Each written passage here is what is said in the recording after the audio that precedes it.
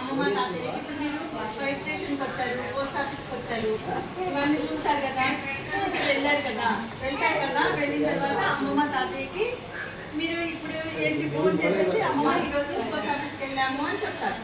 ఇదివరకు పాత రోజుల్లో అయితే లెటర్ రాస్తాము, మీరు మళ్ళీ మొదలు పెట్టచ్చు. లెటర్ రాయడం అది మొదలు పెట్టాలి.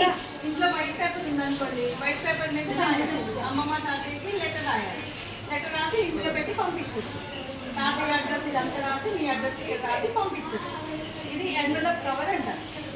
ఒకవేళ వైట్ పేపర్ లేదనుకోండి, దీంట్లో డైరెక్ట్గా రాసుకోవాలి. ఇదే యూజ్ చేయొచ్చు లెటర్ లాగా. దీంట్లోనే అంతా రాసేసి దీని మీద అడ్రస్ రాసి పంపించేస్తే వెళ్ళిపోతుంది. వచ్చి ఇక్కడ పోస్ట్ బాక్స్లో వేసేయాలి. ఇంకా కొంచెమే మ్యాటర్ ఉందనుకోండి, దీంట్లో రాస్తాం.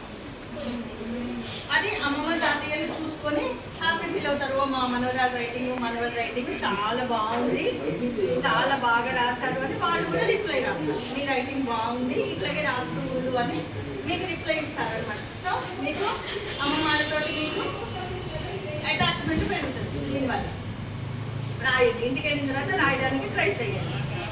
ఓకేనా?